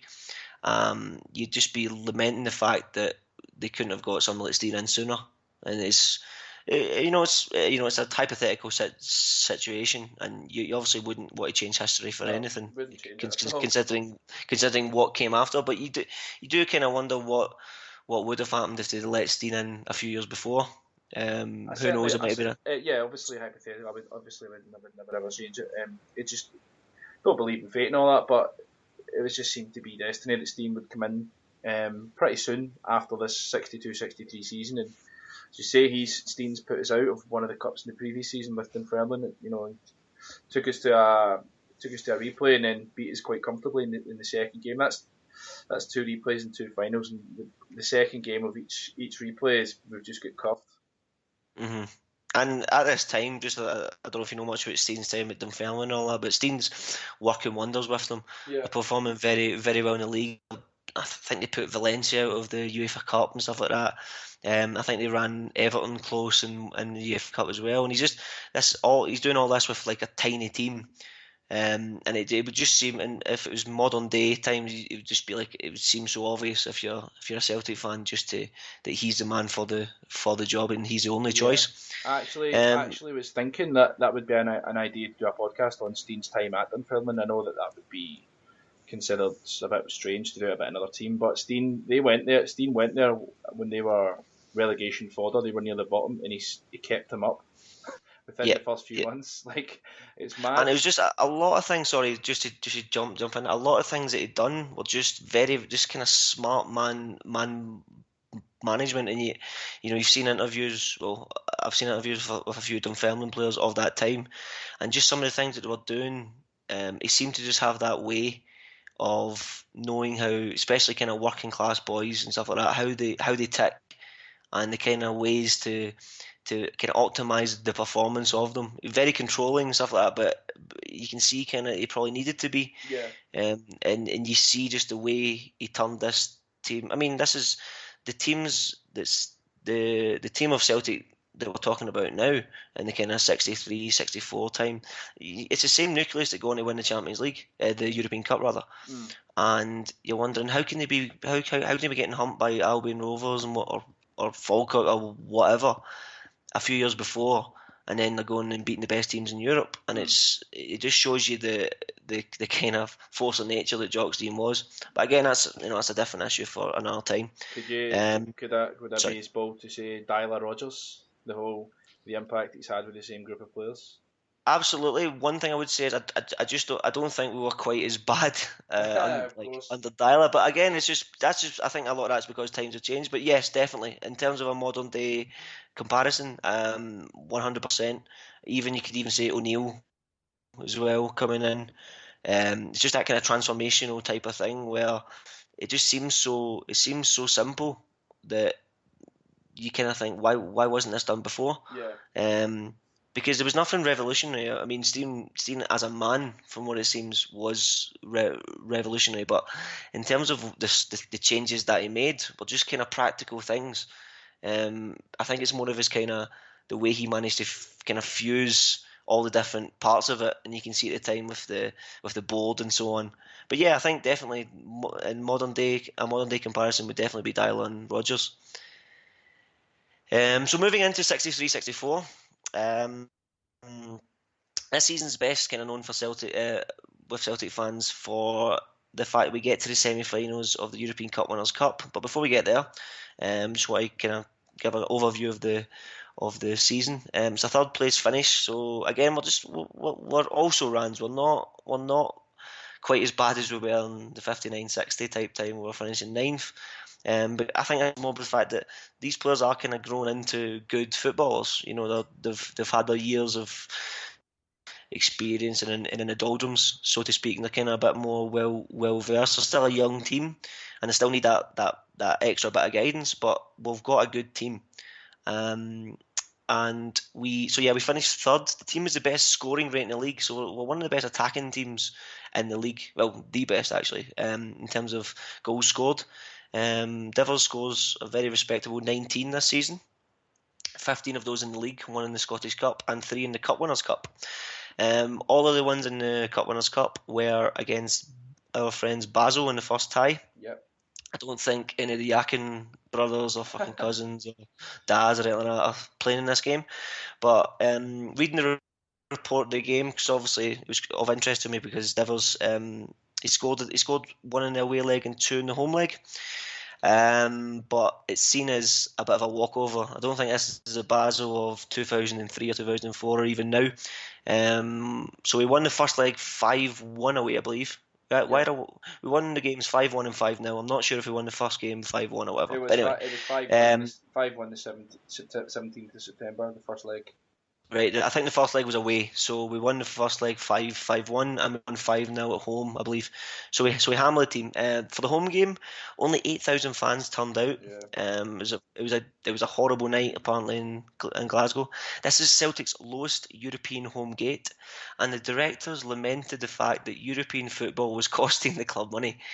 So this is why I love doing these things, because you just see little snippet, like you see little tidbits and stuff, and little snips from newspaper articles, and you just wonder, like, you just kind of think, fucking hell, like, you wouldn't be surprised if the board were thinking she would just sack European football altogether. This is 4 years before we win the European Cup, but it's just little things like this that you see that, at this time European football still hasn't really been established as the thing.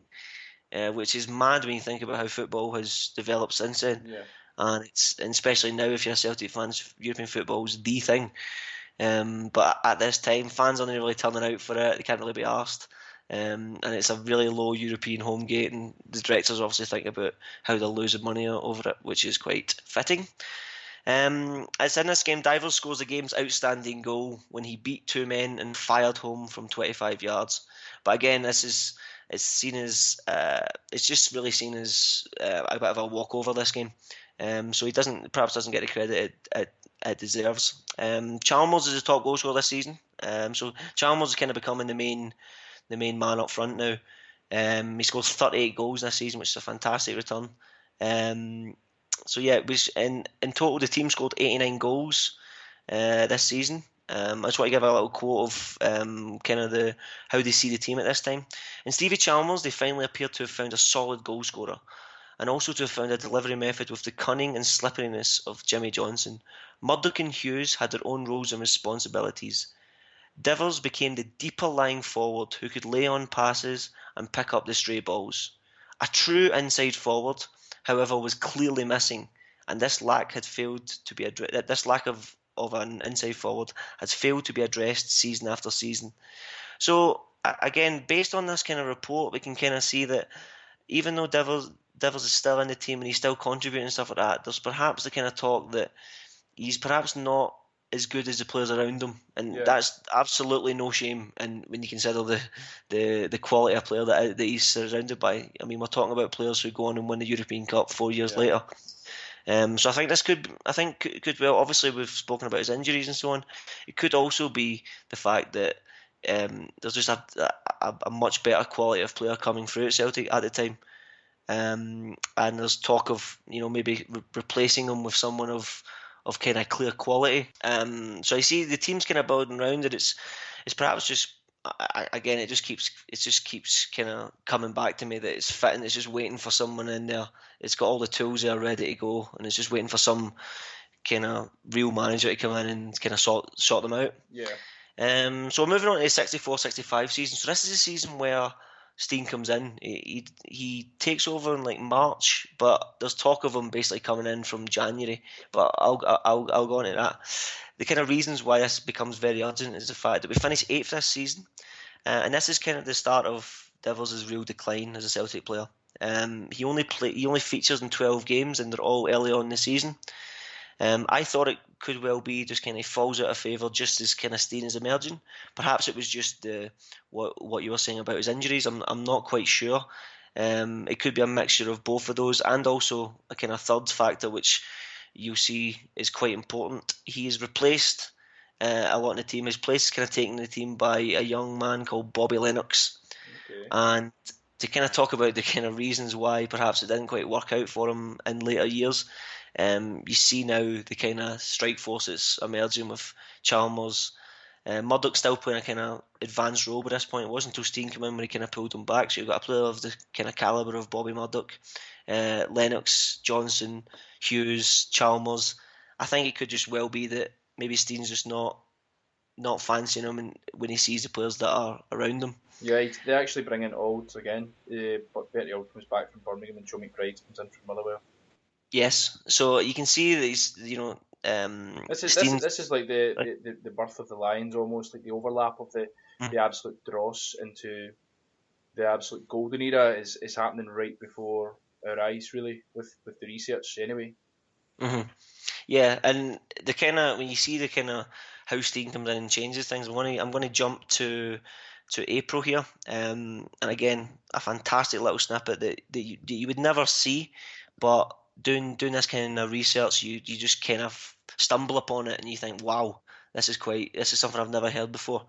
Um, when we're thinking about Stein kind of coming in, and he kind of comes in knowing that he needs to kind of shake things up a little bit, and he wrote this message in the official matchday program. So we play Partick Thistle on 17th of April, and this is Stein's own words in the program. He's quite scathing about how the team has been going. He says, "Our own staff of players have had their chance. There could be no justified complaints if we seek to strengthen our team, and this is going to be done irrespective of what happens within the next week or two. This will not make pleasant reading. It is not intended to do so. Time and again this season, the team has shown great promise, but there has been no lasting result of that promise. It is difficult to understand how a team can play so well as Celtic did against Hibernian when we won 4-0 and be so disappointing against Third Lanark and Falkirk." So you can see from this quote, fucking hell, he means business, and he does not care who he has to sacrifice, or he does not care much about the players' feelings. And he speaks around about this time, and this is where I think it was a little bit surprising reading it, because he speaks about this time about we need to strengthen and we need to bring in all these players, and he says he's going to go scouting down in England. But what actually transpires is, I think, just the players kind of cotton on that this isn't somebody that's fucking about. I mean, they should have known that because a lot of them played with him in the reserves anyway, but the players just up it obviously, and kind of don't, and give him reason not to need to go out and buy these players. And it seems to be that Devils is kind of a casualty of that. So yeah, Yeah. it was. So it's just kind of, he's kind of coming. Perhaps I'm not sure if he was just, again, and what I said at the start, where he was kind of the right man at the wrong time, because he seems to have, his best years came just kind of when we were on that lull before we just flourish again. And it could well be that who knows, maybe he wasn't of the caliber. And again, no shame. I mean, to not be of the caliber of a player like Johnson or McBride or Lennox or anything like that. There's absolutely no shame in that. But I think we're just seeing him kind of coming to the end of his Celtic career as Celtic are beginning to pick up. Yep, totally. So you say this is a 1964-65 Celtic finish where? Celtic finish 8th in this season. Yep. But Stein's only in for a couple of months. We do win the Scottish Cup, famously against Dunfermline, which just seems to be the kind of catalyst for everything and that kind of first taste of silverware and so on. So so we go into the 65-66 season. This is Devils' last season, and it's really the beginning of the end. But he does kind of have a place in Celtic folklore. Do you know why that is? No. He scores the first goal of the 9-in-a-row era. Ah, yeah, I did know that actually. He scores the first goal. Yeah, and he mentions that in one of the interviews that I read, or I think it might have been the obituary that I mentioned previously. He says it's like a small thing that he holds, but it probably doesn't mean a lot to anyone else. But yeah, I mean, it's significant. Scores the first goal. Who is it against? Dundee United. Dundee United. Yeah. Dundee United, yeah. Which is, I mean, I'll go back to it in a second, but he ends up being released in April 1966, so just before we win the league and so on. So, I mean, it's sad in the fact that, I should say he scores 3 goals in 8 games this season, 2 of them coming in the League Cup. So again, early on, he is kind of given a chance to kind of prove himself. But it just seems that he's not really rated by Stein. He's released in April 1966 to go to Partick Thistle. So it's pretty much 12 months after Stein's arrival. Yes, and again, it could be argued that he perhaps didn't get as much of a chance as he could, but I think we need to kind of give Jock Stein the kind of benefit of the doubt here, and knowing what he needs from the team. But I think it's very nice that he did at least end with that kind of little bit of folklore, that he started the run of 9 in a row, and I think that's quite fitting. Yeah, I would agree. For the service that he's given to Celtic. I would agree. I would totally agree. Mm-hmm. And so in terms of his kind of later career, he has a few years at Partick. I think he goes to another team, maybe St Johnstone or something. But he retires at the age of 28. And he's kind of already got his eye. I don't know if this was a case of the fact that after he left Celtic, he just basically goes, "Fuck it, I don't want, my heart's not in this anymore," or the injuries or so on. But he then goes on to study teaching at Strathclyde University, and he becomes a teacher, and he's there for a good amount of time, and well loved by his students and so on. And that's the Devil's story.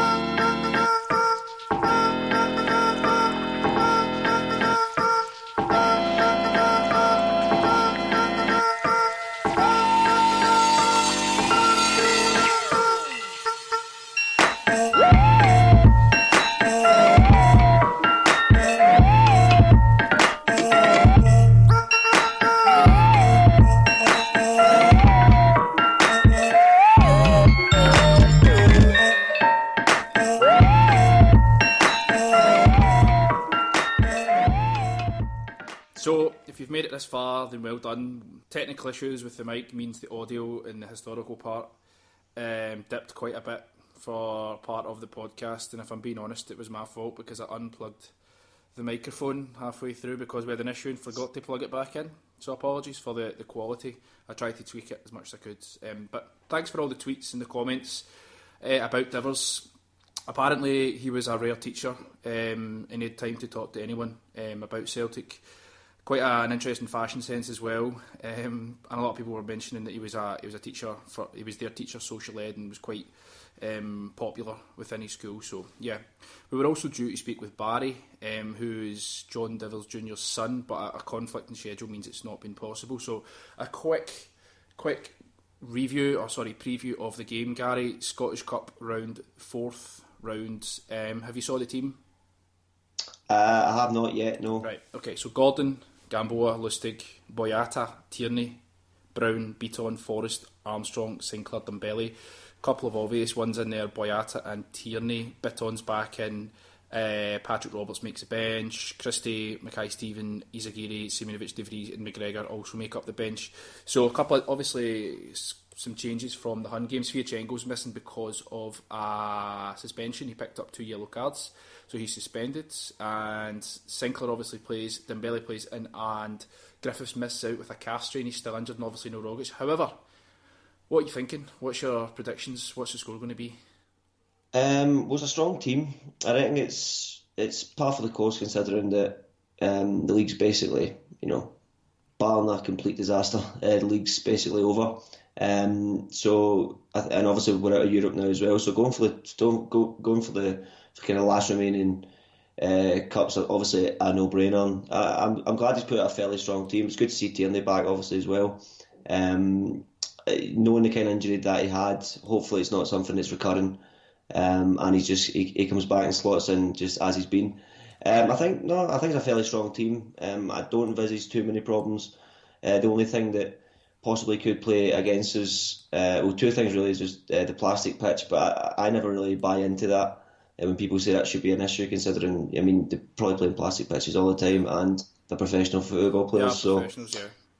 And also just coming back off the break. Just whether they'll be a bit rusty, but I don't envisage too many problems. I can see he's winning by maybe 4 or 5 goals. Hopefully, perhaps. Who knows? Rogers was suggesting that the break done them a world of good and how much of a positive thing it was, and he was commending the Scottish football authorities for doing that. People in England don't get that. I seen Klopp's argued about it with someone.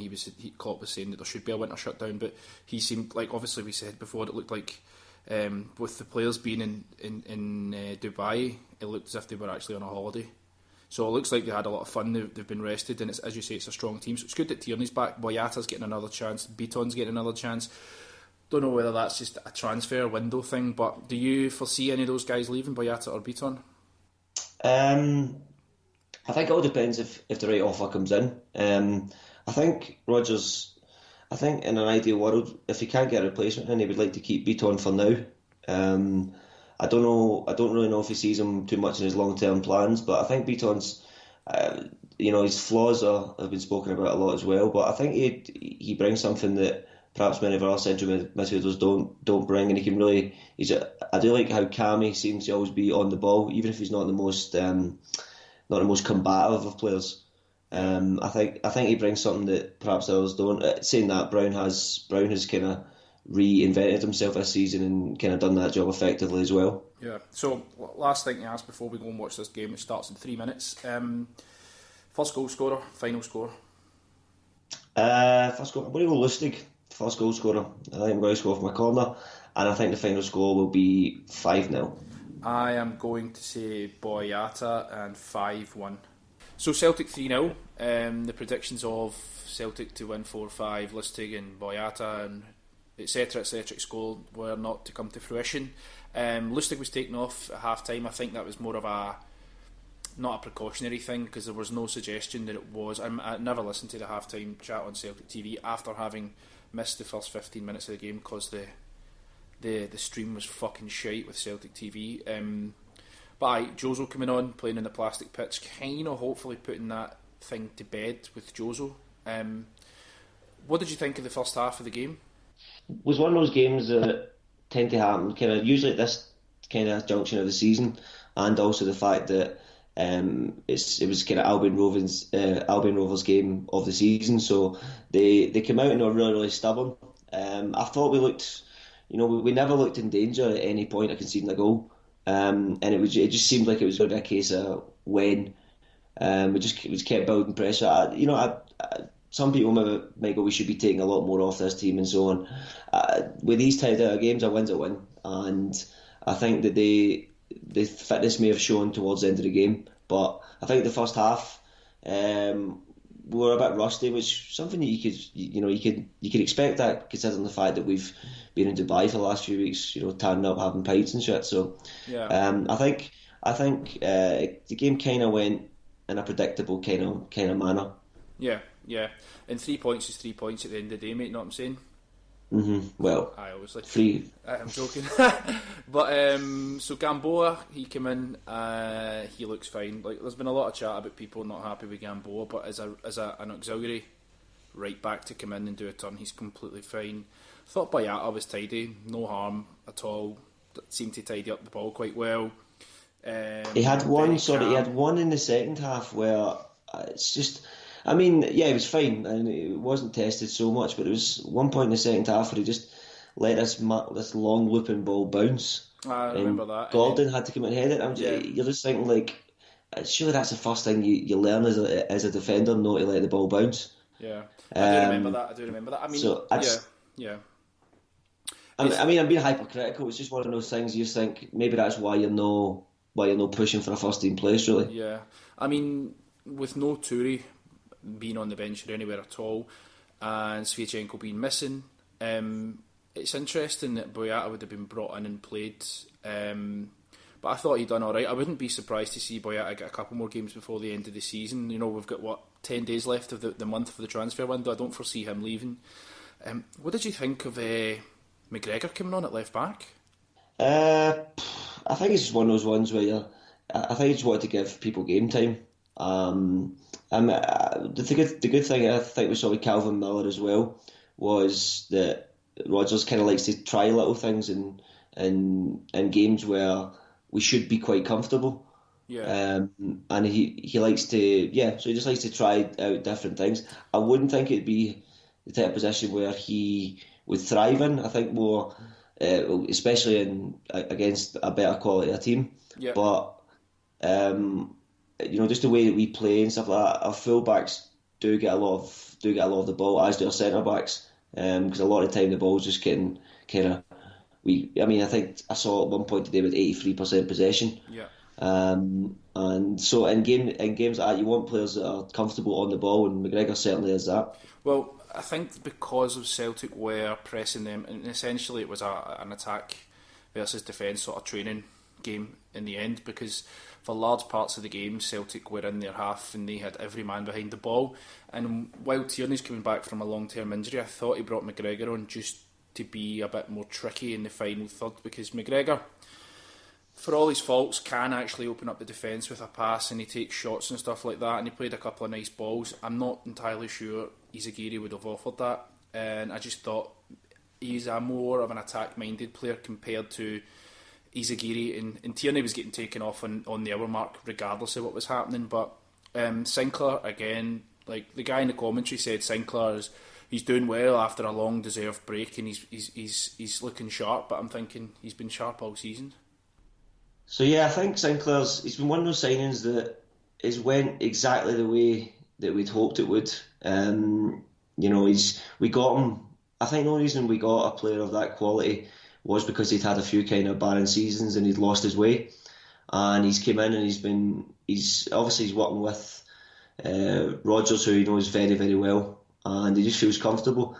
I hope that's the thing that means that we can keep him for a lot longer than perhaps we normally would keep a player of that quality, because he hopefully just he's had a few bad years, and he kind of recognises, and he's enjoying his football again at a massive club, and hopefully just kind of recognises that he's at somewhere special. Yeah, he did mention in interviews he speaks very openly about the past and how he's sort of made the wrong moves, but he just feels that this is right. His family have settled here. I think his bird works in Manchester or something like that, but she just travels back and forward, and he just seems really settled. I think he just needed someone to be he just needed to be playing regularly and be part of a team, and have sort of the confidence, knowing that the manager knows what he can do, and the manager has worked with him in the past, and I think we will probably keep him. I was actually thinking this earlier. They've fucked up the graphics here, sorry.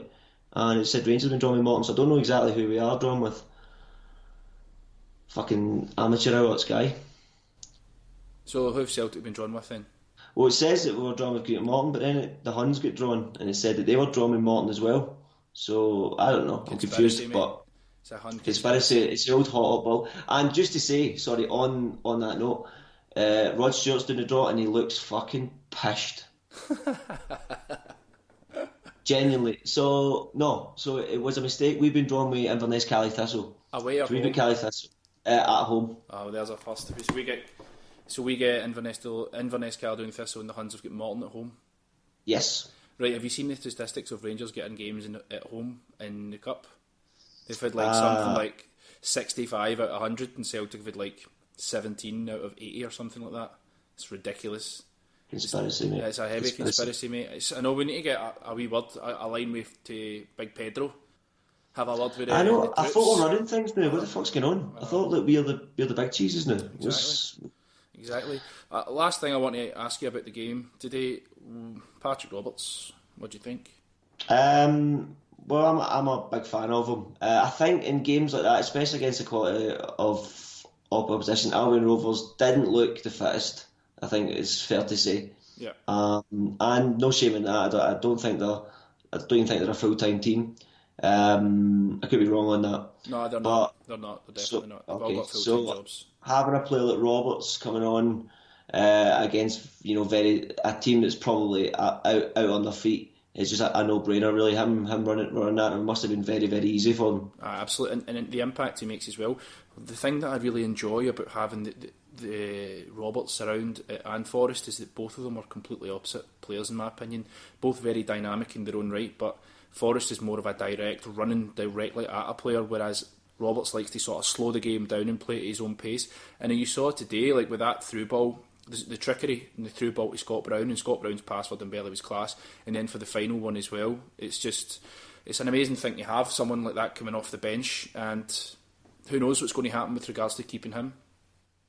Yeah, I hope we could get something done.